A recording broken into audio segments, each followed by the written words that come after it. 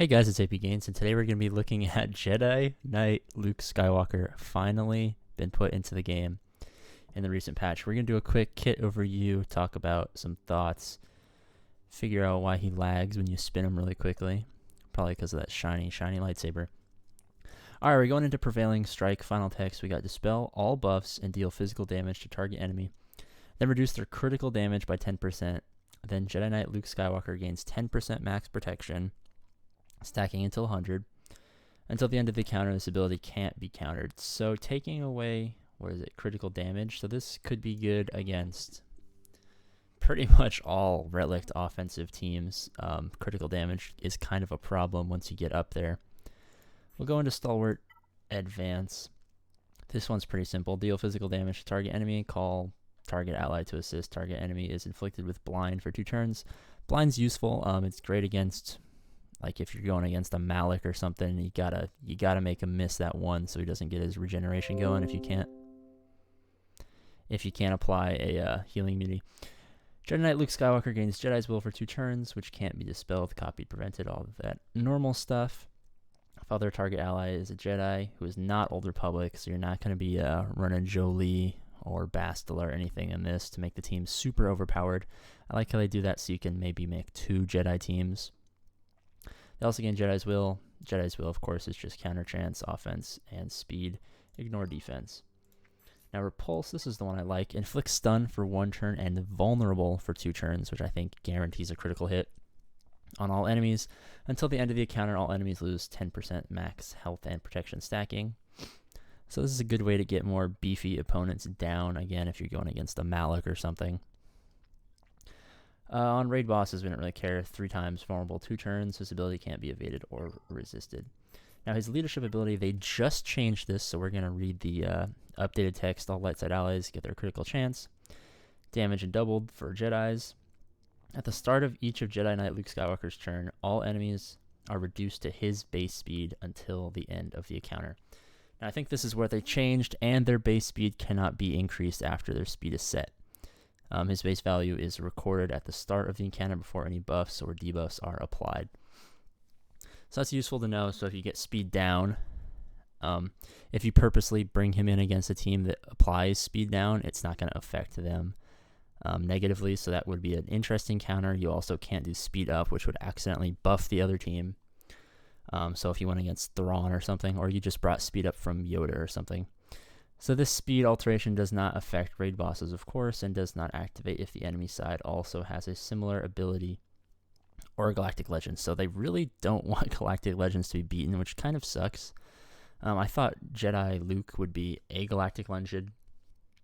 I guess they win another way, probably because they knew they couldn't get us to spend another $2,500 on a character until a little bit later if they figure out a way to keep us playing the game. At the start of the encounter, all Jedi allies, excluding Old Republic, he has really powerful anti-Old Republic synergy, which I find funny. Probably just to make 2 separate Jedi teams, because people complain about Jedi, not being that amazing. They're granted Heroes Arise. Heroes Arise dispel all debuffs on all allies, and call all Jedi allies to assist, dealing 20% less damage. All Jedi allies, excluding Old Republic, of course, recover 25% health protection and gain Jedi's Will for 2 turns. Then Jedi Knight Luke Skywalker is granted 100% turn meter, so that's useful. This ability is on a shared cooldown between allies who have Heroes Arise and this immune to cooldown. Okay, that's interesting. Alright, now we go into his unique. Sorry, move away from the microphone for a second. Each time Jedi Knight Luke Skywalker is damaged, he gains 5% turn meter and 5% offense stacking.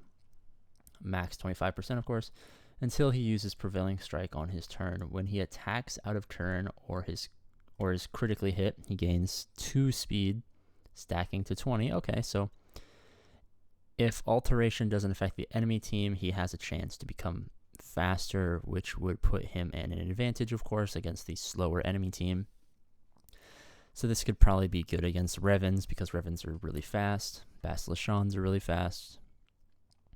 Stacking 20 until the end of the encounter. At the end of each other Jedi ally's turn, excluding Old Republic, of course, Jedi Knight Luke Skywalker gains 10% turn meter. Jedi Knight Luke Skywalker is immune to stun and fear.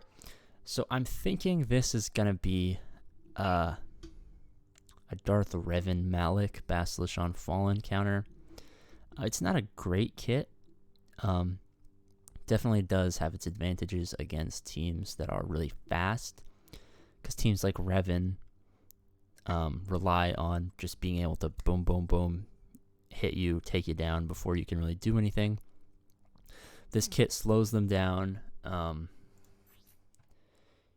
got a base speed of only 100, so he's super slow. So you're going to have to find ways to speed him up, of course. He gives himself max 20 stacking speed. So if you can get Darth Revan's down to speed 100, that would be crazy. Basilisk on Fallen would be down there. That means all 4 of your other characters are going to get to go before anyone on the other team goes. This could actually be an underrated kit. So you're basically getting a full team going before the other team has a chance to do anything. So if you bring a good enough Jedi team, you bring in maybe Greymaster Yoda. I know his buffs don't work with Old Republic Jedi, but if you bring in Basilisk does her assist move on Yoda. Yoda will get speed up. Yoda's passes speed up. Then not only would your guys be even faster, but it's guaranteed that Luke will go before the other team. So you can get all 5 of your characters to attack before the other team does anything. You could get Basilisk on Fallen out. You could get some stuns on the board. Strip some turn meter if you got Yoda. Could be pretty powerful. Obviously, you're going to need the right modding, the right team composition. Still, no one has them unlocked. Obviously, the event's not live. As far as I know, the event's not live. Yeah, in 18 hours it will come out. So once he's unlocked, people will know more about it. I'm not going to be getting him, mostly because I don't have Wampa. But, or Rolo. Rolo's not a great character. Didn't bother trying to get Rolo. But there's a strike going on a lot of the community. People won't be spending money. I'm imagining if people already have the prerequisites, they'll unlock them just because why not? But people won't be spending money to unlock them, and I kind of agree with that. His kit's good. It's just not amazing top 5 Grand Arena teams. So we'll see if people bother spending all of the money trying to unlock him. I really hope they don't, because I love playing this game, and I just want Capital Games to give us a better game mode than just Grand Arena 3 times a week. Basically had a week off. I mean, you guys know I didn't post any videos. There's nothing to post. There's no Grand Arena. I might do a Jedi Knight Revan guide sometime soon, since there's not really anything else to do. But please let me know what you guys think about this character, its kit. And if you're feeling generous, please like and subscribe, and I'll see you guys next time.